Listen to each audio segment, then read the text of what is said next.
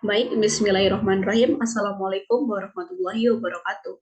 Perkenalkan, nama saya Dili Fidiani dari Prodi Budidaya Perairan dengan NIM L03 12 21 028. Di sini saya sebagai salah satu perwakilan dari kelompok 4. Pada kesempatan kali ini, saya akan menjelaskan mengenai materi bivalvia.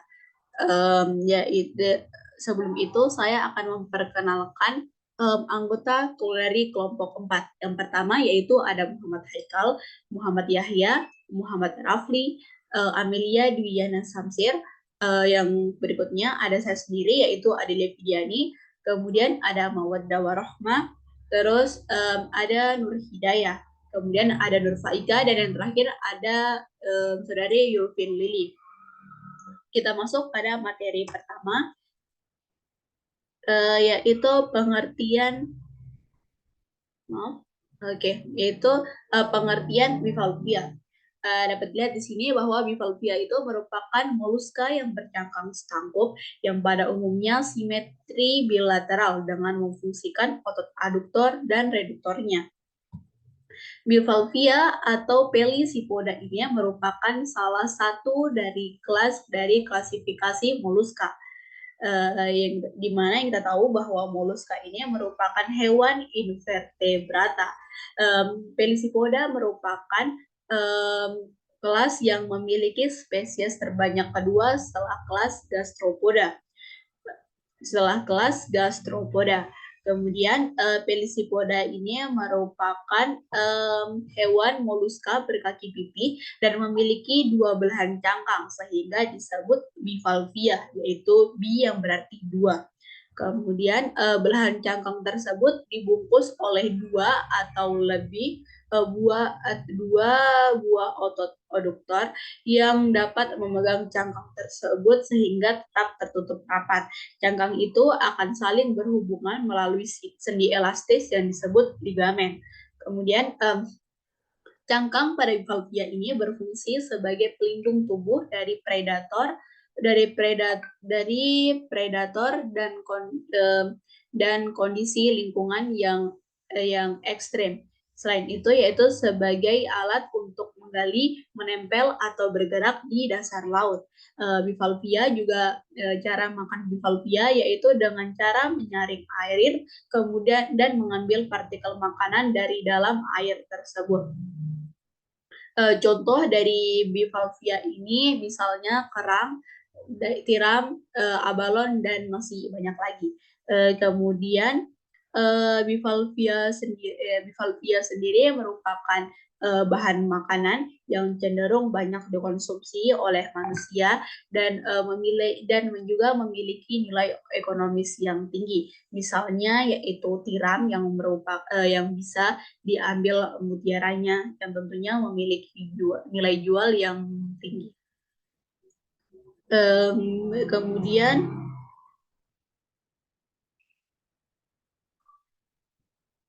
Kemudian berikutnya ada bagian tubuh bivalvia. Bagian tubuh bivalvia terdiri atas dua, yaitu katup dan tonjolan luar, yaitu kaki anterior lunak. Kemudian berikutnya ada morfologi cangkang bivalvia. Rancangan tubuh berbagai bivalvia air tawar berbagi sejumlah karakter moluska yang khas dengan gastropoda, selain karakter diagnostik bivalvia pada umumnya. Di sini dapat kita lihat gambar cangkangnya. Ini dapat lihat ini merupakan gambar cangkang yang tampak dari luar.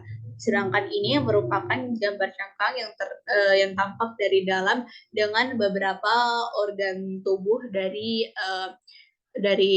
bivalvia itu sendiri.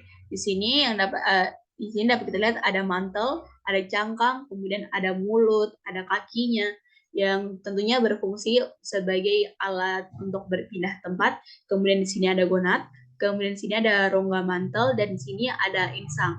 Untuk organnya sendiri di sini ada usus, ada selom, ada jantung, dan di sini ini yang dimaksud dengan otot aduktor, dan ini yang merupakan anus.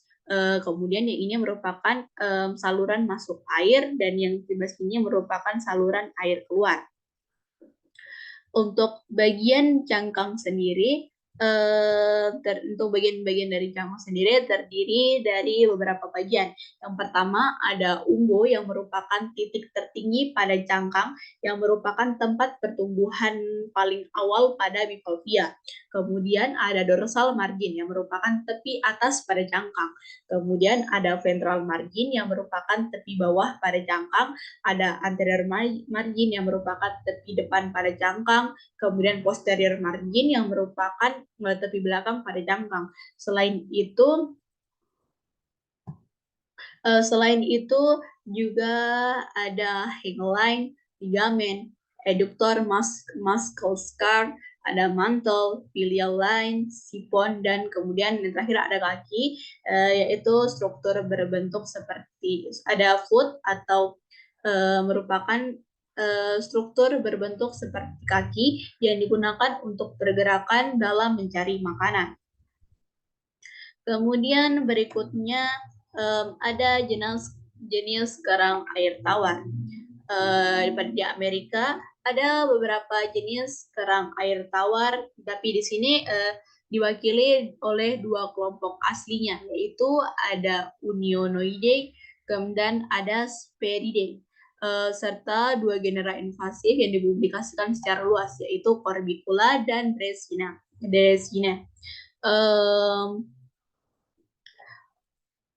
Dua genera ini merupakan kelompok yang memiliki spesies paling dominan, yaitu 10 kali lebih banyak dan ditemukan dan untuk datanya yang relatif tersedia itu lebih ke Sphaerid. Spesies Sphaerid sebaliknya sering disesuaikan dengan habitat panah, menghasilkan lebih sedikit keturunan yang berkembang langsung dan cenderung memiliki riwayat hidup yang pendek. Lebih pendek. Namun di antara spesies dari kedua kelompok ini ada beberapa variasi dalam strategi dan berbagai pola ekologi keragaman yang dapat diamati pada spesies di Amerika Utara. Kemudian yang terakhir, di sini kita dapat melihat beberapa contoh dari beberapa jenis contoh dari kerang yang sering dibudidayakan, yaitu yang pertama ada kerang darah, kemudian ada tiram, ada kerang hijau, dan remis kuda. Selain itu, di sini juga kita dapat melihat beberapa jenis spesies kerang yang paling sering dikonsumsi oleh manusia, yaitu yang pertama ada kerang darah, ada kerang hijau, kerang bulu, dan tiram bakau. Keempat jenis kerang yang sering dikonsumsi oleh manusia ini cenderung lebih sering dibudidayakan dengan tujuan untuk memenuhi target permintaan pasar, yang tentunya keempat jenis ini lebih sering dicari karena lebih sering dikonsumsi oleh manusia. Mungkin sekian yang dapat saya sampaikan. Saya akhiri dengan ucapan wabillahi taufiq wal hidayah. Wassalamualaikum warahmatullahi wabarakatuh. Dan sebelumnya saya minta maaf apabila terjadi banyak kesalahan dalam ucapan saya. Sekian dan terima kasih. Wassalamualaikum warahmatullahi wabarakatuh.